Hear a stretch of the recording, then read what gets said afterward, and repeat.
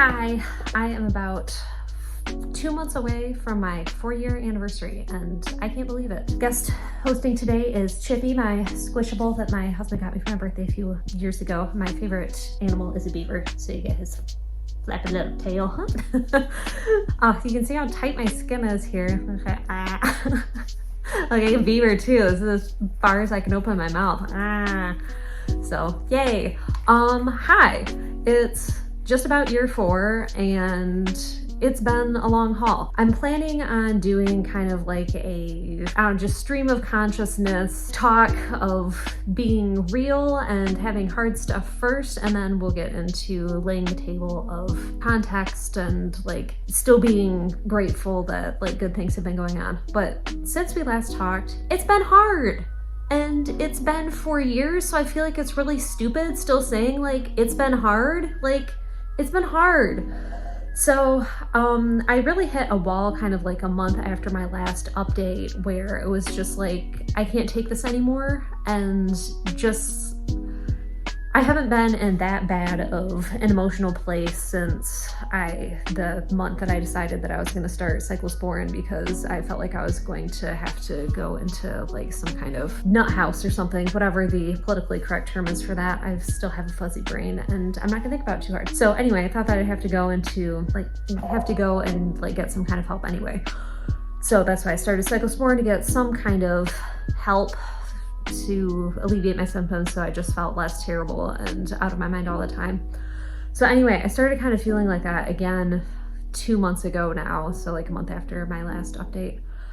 And it was just like, I'm completely out of resources. Like every single day is the same. I've been in survival mode for almost 4 years. I mean, definitely 4 years, because I was feeling horrible being topical steroid addicted before I started withdrawal too. It was like a long time of feeling just really awful and kind of being in survival mode with my skin, like years, while I was still using clobetasol. So anyway, it's just been 4 years of unrelenting torture and I'm really over it. So anyway, I'm in like obviously a lot better place now, and I was able to really cry it out with my husband and get all the things that I had been kind of holding inside and not wanting to like constantly just deal with all the time too, like for yourself.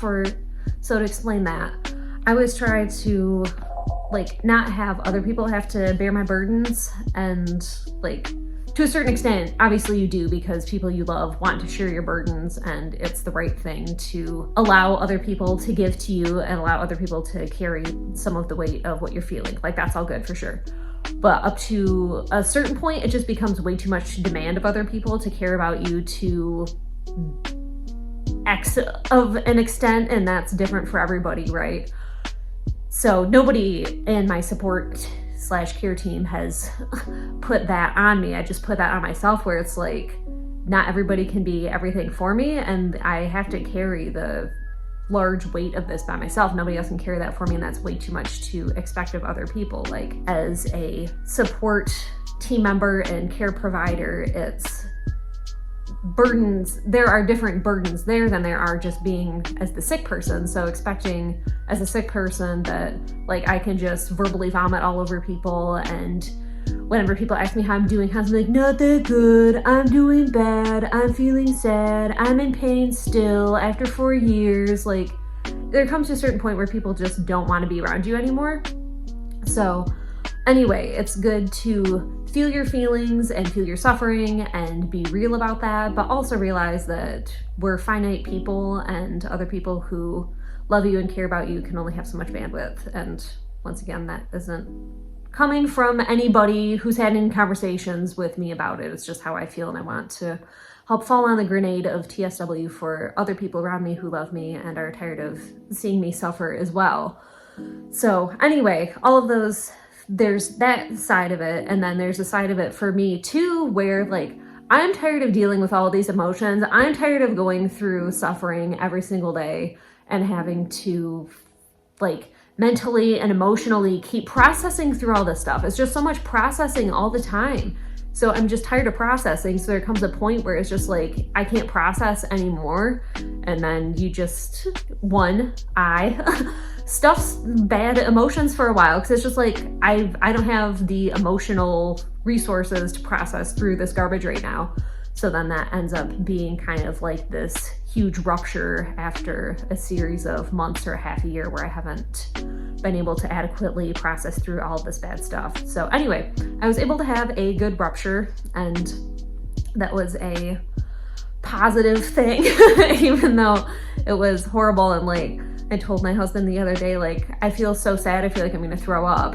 So it's just hanging on to like that sadness by yourself you can't do, and then you need to tap someone else on the shoulder and be like, let's talk through this. I need someone else's shoulder to lean on. Other people don't have that issue. That's always my issue. I'm always afraid of putting people out. So you and the things that TSW is gonna put your back up against a wall to have to deal with are gonna be different than all of the baggage that I've had to deal with. Like, you might be someone who leans on other people too much, and you're gonna have to learn to be a little more self-sufficient. I don't know. Everybody has their own growth patterns, so that's been mine, that I need to learn how to tap people on the shoulder when necessary, but also be respectful of other people's resources without them even having to tell me that, right?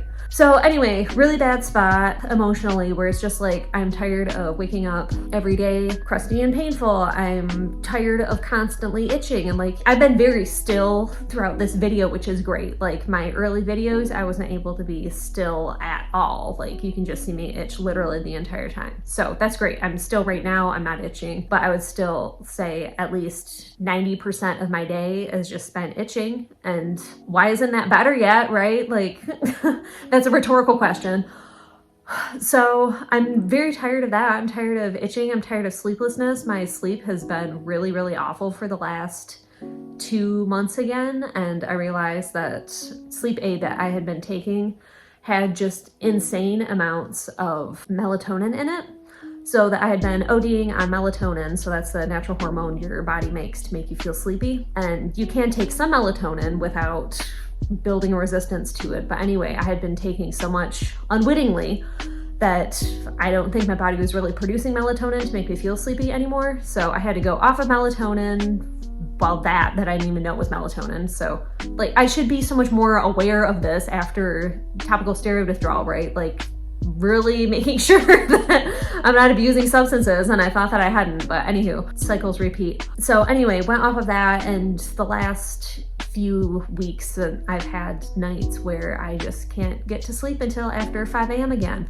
And that is just so psychologically damaging. Like, that's really the worst part about TSW. It's the itching and the sleeplessness. And there's just no way to underscore how taxing and exhausting and overwhelming and tiring all of that is. So definitely not being able to sleep has really drained my emotional resources cup and all of that garbage. So itching, I'm still just, my skin's broken all over my body, so I'm moist enough every night that my bed's just always kind of damp. And after 4 years, like, shouldn't that have stopped? Shouldn't all of this have kind of stopped over 4 years? So I told you I'm getting to the putting things in perspective part, but this is just the being real and complaining part of like, I'm very over this. So I'm sure this is much better for a lot of people. I'm a really bad case, I know all this. But it's just like, why isn't that better? Why can't I sleep in a non-clammy bed for going on my 4th year? Why isn't that better?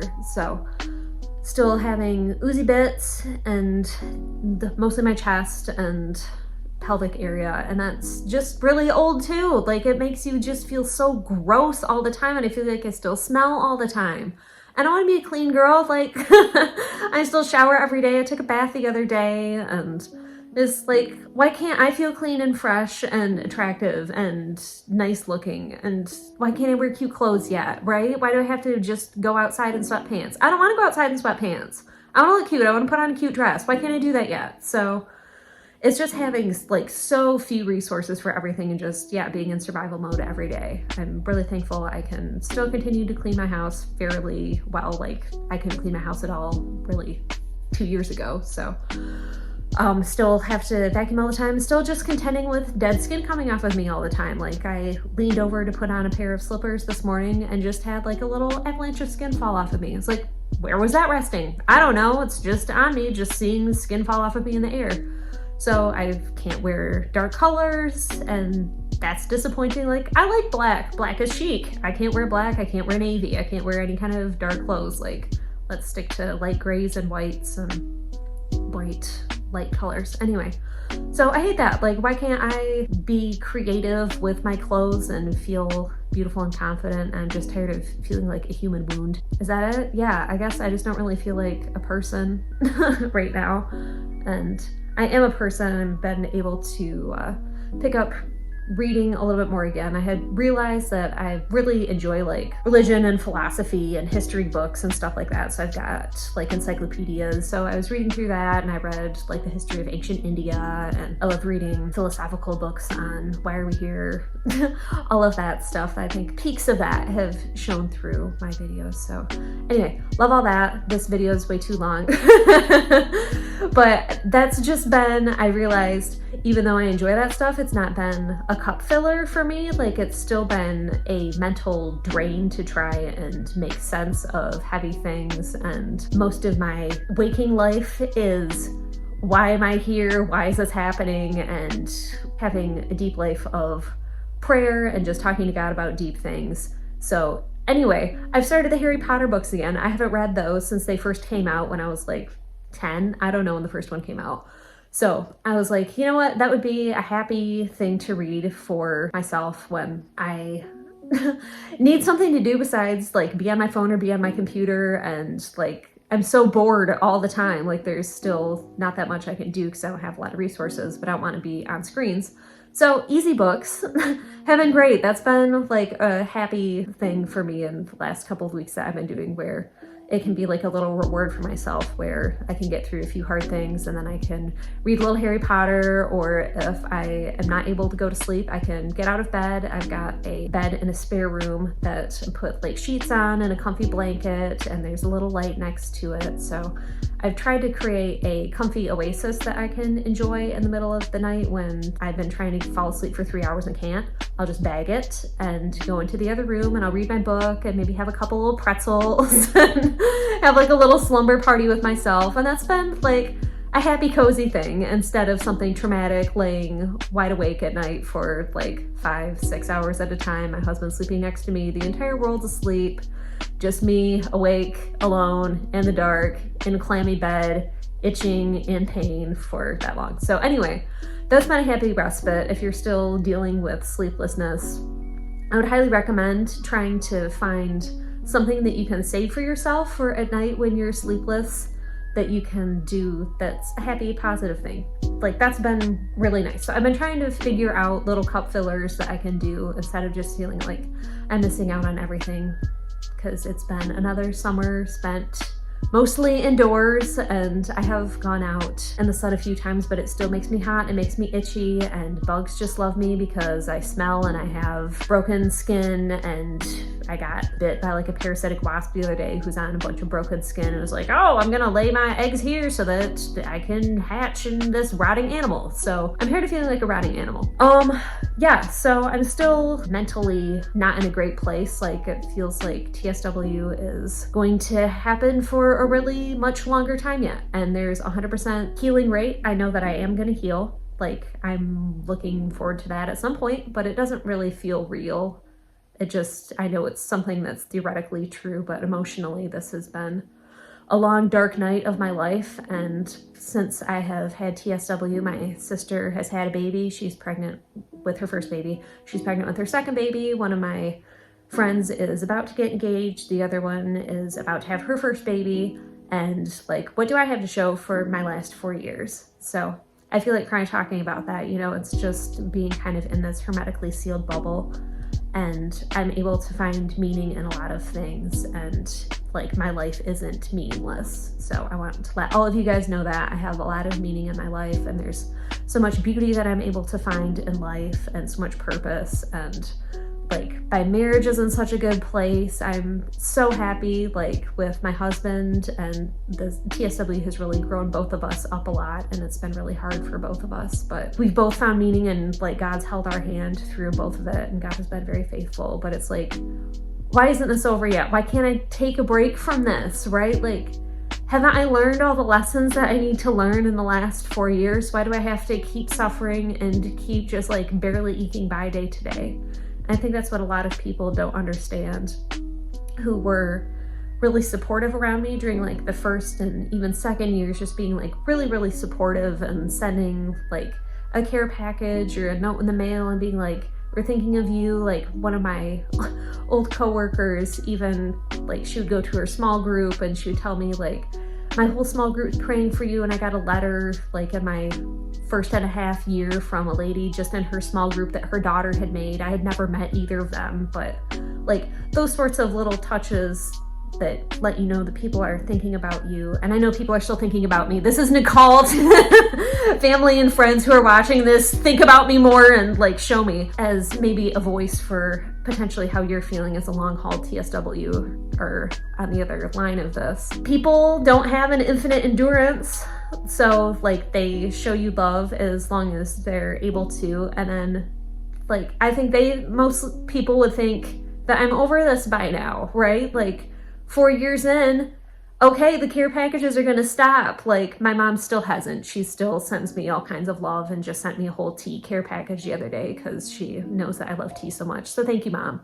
Like that's really lovely. So anyway, I'm not asking for care packages. I'm just saying that overall, I think people's tolerance for your suffering goes down because it's just like, I've already given you everything I can give you and I can only care about you so much as a human being who has finite resources. So I'm not begrudging anybody anything. I'm not asking for more attention. I don't want attention through this. I hate it when people like pay attention to me and treat me differently, right? So you want to be treated differently. You don't want to be treated differently. So it's a lose-lose for everybody. I feel for everybody who cares for somebody who is in TSW and everybody who's going through it.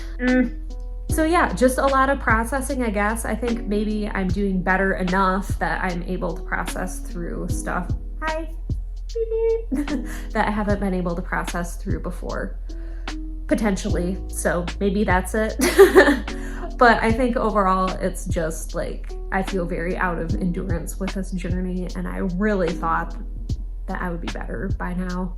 And not even 100% better, but just living normal life, like able to wear a bra because my chest isn't completely torn up all the time. Like, I'd like to wear a bra. Is that too much to ask? Oh, positive things that have happened though in the last few months, I guess, that make it sound like I'm a normal person and not just a wound. I've had business stuff going well, as far as I landed that big client like a few months ago that I told you about. So I did a big photo shoot for them. It was food photography, and that just about put me in a coma for the 2 days afterward, but it was like a good thing and it's gonna be very helpful financially. So I was able to do that. I got out of the house, I did like a big person thing, and I bossed a lot of people around and wore makeup, and then my skin was really unhappy with me. What else have I done that's really positive? I had a dentist appointment. I went out for that. Got people prodding around in my mouth, making me feel more uncomfortable, but that was good. Just little summer things. I got together with family. I got together with extended family. That's been good. We're having an open house. We moved into a new house. We're having an open house on Friday, and then I have a video shoot for the same client in 2 more days. Sorry, Friday, this isn't helpful for you.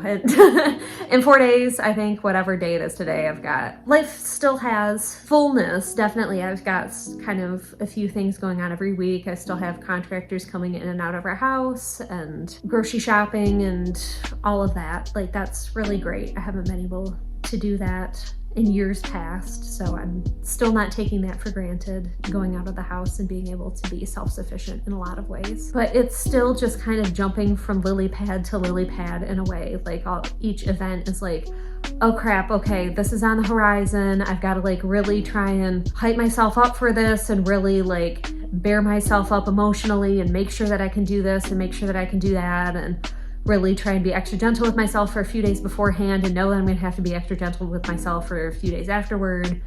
So it'd be really nice not to have to live like that, but I do, and that's where I'm at. But there has been healing. So I really, really, really don't ever want to be discouraging, even when I feel discouraged. I know there's a bigger picture, and I hope that that comes through my videos and that I can even complain, or that I can just be real about the struggles without hopefully being a downer to anybody, because I never want to be a downer to any of you guys. I always want to be an encouragement and be like, I've made it through almost 4 years. Like, I can't believe that. That's they've been hard, they've been awful. I can't imagine anybody being able to endure this, and somehow I have, through God's grace and his strength that he has given me. And I just have to keep going, even though it feels like an impossible task kind of sometimes. So we just keep going, even when it feels impossible. There's not really any other option besides putting one foot in front of the other. So I did read a good book through this past few months called Hope Heals. It's not like the best book I've ever read, but I thought that it was helpful. It was a woman who had a huge brainstem aneurysm when she was 26, and the rest of her life has essentially been kind of in survival mode. So it's helpful to put context to TSW in the way that, like, her survival mode is never going to end. Like, the rest of her life is infinite survival mode. So it was nice to read somebody's thoughts who was and has been in survival mode kind of for a lot of her life, and to feel like somebody gets it and somebody knows what it is like to be in survival mode for years and years on end. But the encouragement I wanted to share, I wanted to end on, because she became paralyzed and she has like terrible double vision. She can hardly swallow things and she can't use her arms and stuff. She can't really walk very well. Who, when they can talk, feels like they're understood, and who, when they can walk, feels like they have freedom, and who feels like they're able to understood, or able to understand even if they have hearing. And for me, who feels comfortable even if they're not itchy all the time, who feels like they can see clearly or get to where they want to go even if they have uncloudy eyesight. My eyes are all better. But all of that. So I think that's good to keep in perspective, that even if we had all of the comfort, and even if we were out of survival mode like we wanted to, there's still always this yearning in life of wanting a fullness that you can never have. Like, even if you're perfectly healthy, you're never going to be able to get where you want to go. You're never going to be able to understand or be understood and be seen in the way that you want to. And that's not a downer, and I don't mean that as a downer. It's, I think, an encouragement that this life is full of limitations, and it's about how you handle those limitations and about how you can see where you currently are with gratitude, instead of always looking to some sense of completeness that you probably will never have on this side of life. So that's why, for me, God is the answer. Even if this were like a big celebratory video, and even if my 4-year video in 2 months were able to be a big celebratory video of miraculous healing, which I know it's not going to be, but even if it were, there's still a sense of healing in all of us, that we're all sick in different ways, I guess. There's still wholeness that all of us craves to have, even if we're not in TSW. So that's a comfort, and I think hopefully that'll help give you more patience and tolerance for well people in your life that you can be envious of during this time, who look like they're living really fully. There's still holes in their heart that they wish were filled, and there's still a lot of unhappiness and a lot of misunderstandings and all of that everybody has to bear as a part of the human condition. We can just maybe feel it more acutely than other people because we have a lot fewer resources, and we have a heavier... Is that a heavier burden? I don't know. Other people have heavier burdens than I do in a lot of ways too. A lot of people don't have as great of a marriage or as comfortable of a house to live in, whatever it is, as I do. So anyway, we all have, it's not the suffering Olympics. We all have, there are no winners. We're all trying to get through this world of tears together in the best of our own ways. So don't minimize your own suffering. Don't minimize anybody else's suffering either. We all have invisible suffering that we're carrying. So there we go. Those are my thoughts from the last few months. This has been really, really, really, really long. So bye.